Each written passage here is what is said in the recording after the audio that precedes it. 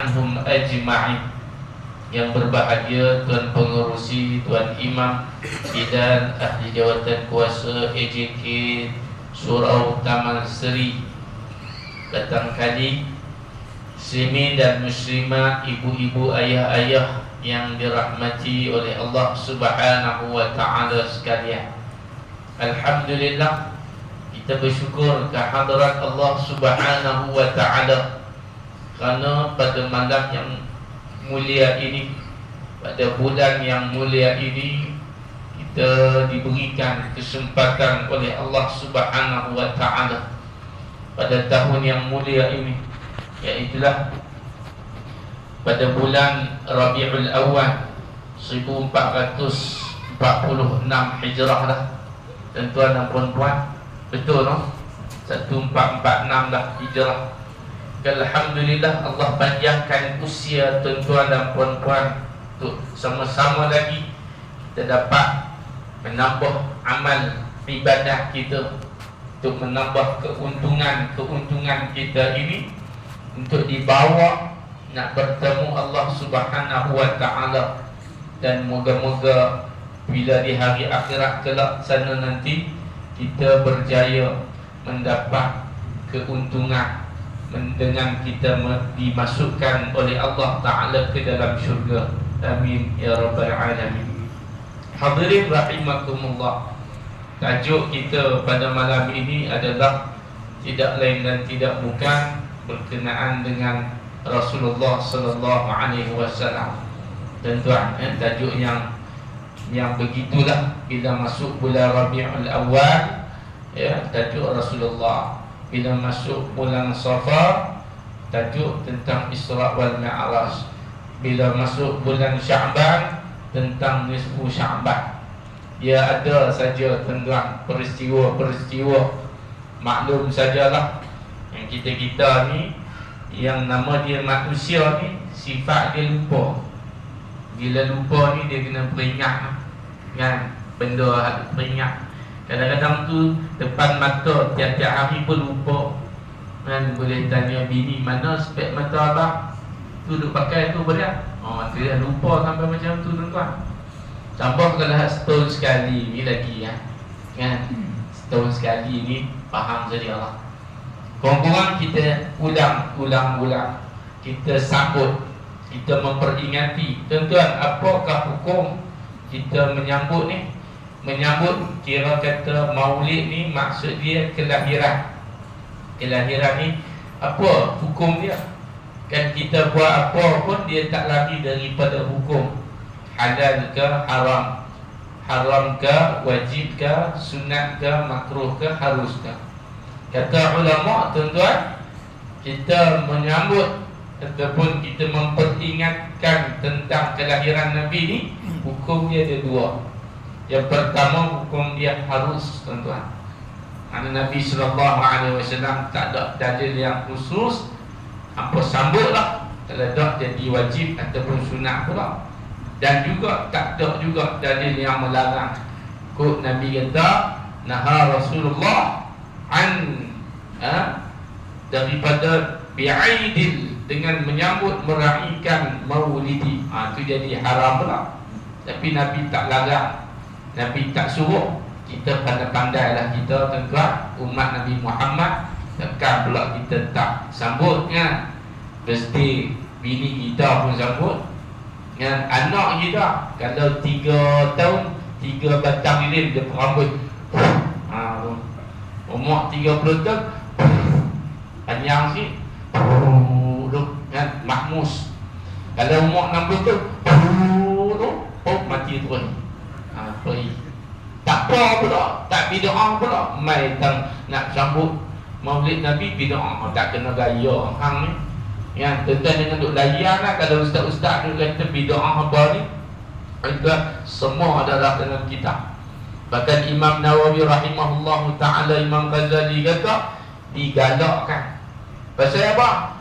Demi daripada banyak sangat dalil, tuan-tuan. Antaranya apa? Innallaha wa malaikatahu yusalluna 'alan nabi. Allah dan malaikat pun berselawat kepada Nabi. Jadi bila kita masuk, bila kita buat maulid ni tak lari dengan berselawat, maka begitu hukumnya adalah digalakkan. Kemudian hadis pula tuan-tuan, iaitulah man lam yashkurin nas. Nabi kata, siapa yang tak terima kasih dengan manusia, la yashkurillah, dia tidak bersyukur kepada Allah. Jadi kita ni bila kita buat satu peringatan ataupun satu sambutan peringat Nabi ni, nak kenal Nabi, nak jatuh cinta, orang tua kata dulu, yang tak kenal maka tak cinta. Sampai dia tak kenal langsung Nabi, tuan-tuan. Tanya Nabi anak berapa? Dia kata 3 kot. Kot, tuan-tuan. Dah siapa 3? Dah Nabi selalu buat 3 kali, apa benda pun sunnah. Pergi tepuk dahi. Kot mana boleh kot. Kena qat'i lah, kena subut lah, kena yakin lah tentang ibadat ni, ilmu ni kena yakin. Anak Nabi ada berapa, tuan? Hak belakang tu lah. Anak Nabi ada berapa? 7. Baru jawab 3 pula, tepuk dahi sekali lagi. Anak Nabi ada 7. Macam mana Ustaz tahu? Kita sirah. Ada tu. Bila buat nasyid pula, anak Nabi kita ada 7 orang, 3 lelaki, 4 perempuan. Bila kita buat nasyid pula, Asmaul Husna, kalau tak buat nasyid, perasaan tak ingat. Ar-Rahman, Ar-Rahim, Al-Malik. Tu dia. Sampai tengah-tengah di seluruh orang. Jadi kena ada nasyid lagu. Sebab kita ni, hidup kita tak lari daripada hiburan yang mendidik jiwa. Itu yang sepatutnya. Baik tuan-tuan dan puan-puan, saya taklah nak cerita bila sebut tentang kelahiran Nabi sallallahu alaihi wasallam. Tidaklah kita nak cerita daripada awal, tuan-tuan. Kita ambil mana-mana patutlah. Kalau kita nak cerita daripada awal, daripada mula-mula, rasa pukul 10 tak habis, pukul 11 tak habis, tuan-tuan. Pasal apa? Banyak sangat.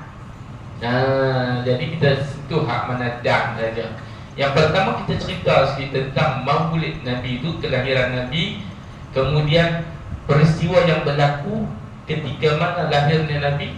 Kemudian ditutup dengan ayat-ayat tentang dalil-dalil ciri-ciri orang yang cinta kepada Nabi sallallahu alaihi wasallam.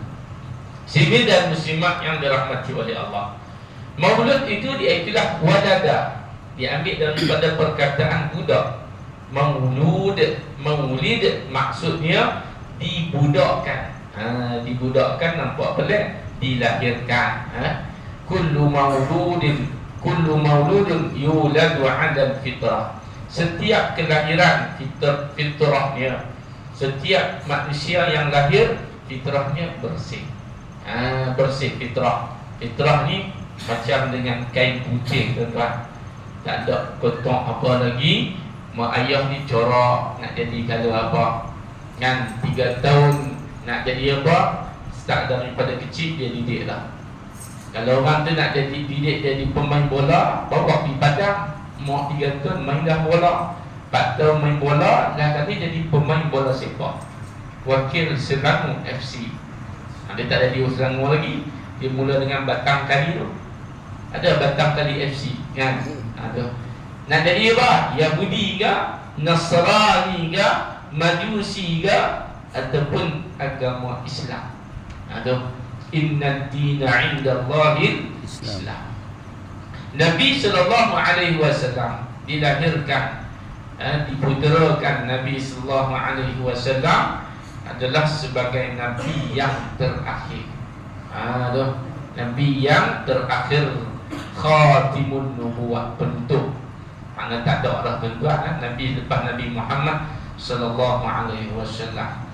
Dan ketika mana Nabi sallallahu alaihi wasallam lahir, maka tuan-tuan dan puan-puan, ketika itu kata ulama, bukan saya kata, ulama kata ketika itu tempat kelahiran Nabi sallallahu alaihi wasallam lahir ni, tempat Nabi lahir ni di Mekah, mengalami ujian musibah. Di antaranya adalah panas terik, Mekah lah pun memang panas. Kemudian gersang, kering kontang, kemarau yang panjang, tuan-tuan. Kemudian pada tahun itu juga, maka mereka orang Mekah ini diuji dengan satu kumpulan bala tentera ni. Mari tuan-tuan dan puan-puan nak serang mereka.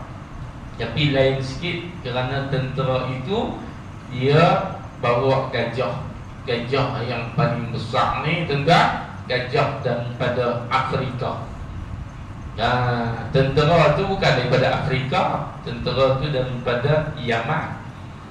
Sampai ulama kata dia punya raja dia tu, raja apa nama, faja'alahu alam tara kaifa fa'ala rabbuka bi ashabil fil. Tentera bergajah yang kata raja dia ni tuan-tuan, sebenarnya kenal dengan Abdul Muttalib, hamba kepada Kaabah. Dia panggil Abdul Kaab, iaitulah yang duduk jaga Kaabah, yang duduk basuh Kaabah, yang duduk bagi apa nama, cuci Kaabah.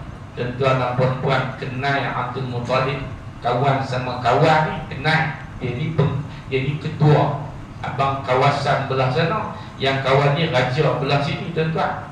Tapi oleh kerana hasad dengki, tak boleh tengok yang nama Mekah ni. Pasal Mekah ni tuan-tuan, dia ramai orang duk pi. Zaman dulu lagi Mekah ni ramai orang duk pi tumpu tuan-tuan. Pasal ada Kaabah. Kalau tak ada Kaabah, tak ada pasal mana pi. Tu kata. Sangat mulianya kerana ada syiar agama Allah. Kaabah ni dibina oleh siapa? Nabi Ibrahim alaihi salam. Nabi Ibrahim tu Nabi Allah. Hanif agama Allah Ta'ala, Islam agama Allah Ta'ala. Hanifan musliman wa ma ana minal musyrikin. Orang yang beragama Allah ni adalah dia tidak syirik kepada Allah. Tuan-tuan dan puan-puan, jadi tuan-tuan, yang raja ni tadi ni, dia hello, dia Roger tuan-tuan. Dia Roger, satu orang ni, saya tak ingat nama apa. Dia kata hamba Allah ni, dia ni pun kenal juga Abdul Muttalib. Dia kata hampir beli order. Order tuan-tuan, ni bukan order daripada Shopee ni tuan. Order direct terus pergi tengok siap dah. Order apa? Order gajah daripada Afrika, bawa mari ke Yaman, daripada Yaman nak pergi tala tuan-tuan ke mana? Ke Mekah. Dia punya gajah ni, dia punya apa? Panggil apa? Hat tajam. Gating dia saja dalam kitab kata sampai 10 kaki. Oh dia tuan-tuan. Kalau 10 kaki gading, kalau badan tuan-tuan kira lah macam mana. Ni memang dia nak bersungguh punya, nak pergi peruntuh, nak pergi roboh betul-betul Kaabah tuan-tuan. Tak ada main punya. Memang lu lamsi, lu mati. Dan bukan KL gangster ni tuan-tuan. Dia panggil apa? Mekah gangster. Tuan-tuan dan puan-puan dirahmati oleh Allah Ta'ala. Kemudian masa sebelum tu dapat berita, apa-apa pun berita ni sampai sekarang macam tu, viral. Sampailah kepada pengetahuan Abdul Muttalib, kata bahawa kenalan raja, ketua dengan ketua, hang nak serang aku kan? Abdul Muttalib kata, apa nak serang? Serang. Pelik pula. Padahal dia ada jaga Kaabah. Abdul Muttalib siapa? Sabar. Datuk Nabi SAW. Dia ada jaga Kaabah. Pasal Kaabah ni dibina oleh Nabi Ibrahim, Nabi Ismail. Sebab tu dia panggil Hijr Ismail. Tuan-tuan, Ismail, Ibrahim ni siapa? Tu nenek moyang, iaitulah Abdul Muttalib. Abdul Muttalib ni bangsa Hashim, Hisham, bangsa Quraisy, ambil daripada keturunan Nabi Ismail. Itu susu jalur dia. Tapi dia kata nak serang. Tak apa. Tak apa. Bukan aku bagi, tapi aku yakin kerana Kaabah ini ada tuan dia. Cuma aku nak balik. Hari tu aku bagi dekat hampa unta kan. Dia bagi pinjam dekat. Dia kata kawan dengan kawan ni. Oleh kerana kawan, akhirnya makan kawan. Tu dia lebih kurang macam tu. Baik, Lawak mari balik unta. Unta aku punya, tuan dia aku. Yang Kaabah tuan dia ada tuan dia. Siapa dia? Siapa dia tuan kepada Kaabah? Milik Kaabah siapa? Ha? Allah. Sebutlah kuat sikit. Macam tak lagaknya pun. Oh. Siapa tuan Kaabah? Lagi aja. Macam tiba-tiba habis. Bateri ke apa? Elok boleh. Baik. Dia mungkin bateri dia ni. Okey dah, okey dah. Ngomong. Okey. Baik, terima kasih. Boleh nanti. Kemudian kat mana tadi? Apa nak serang-serang, aku tak kisah pasal aku tak kacau, kerana aku yakin Allah Ta'ala akan jaga Kaabah. Tuan. Dia pun pergi serang. Dia pun bawa apa nama tentera ni, alam tara kaifa fa'ala rabbuka bi ashabil fil. Adakah tidak kamu melihat? Allah Ta'ala tanya kepada umat Nabi Muhammad sallallahu alaihi wasallam. Tara ni makna dia tengok, ambil pengajaran daripada peristiwa lalu. Itu makna tara. Banyak tuan-tuan perkataan Allah Ta'ala sebut tara. Lagi apa? Walau tara idil mujrimuna nakisu ru'usihim 'inda rabbihim. Itu pun tengok juga. Ambil pengajaran daripada apa? Daripada benda yang akan berlaku. Hak ni ambil pengajaran daripada benda yang telah berlaku. Walau tara idil mujrimun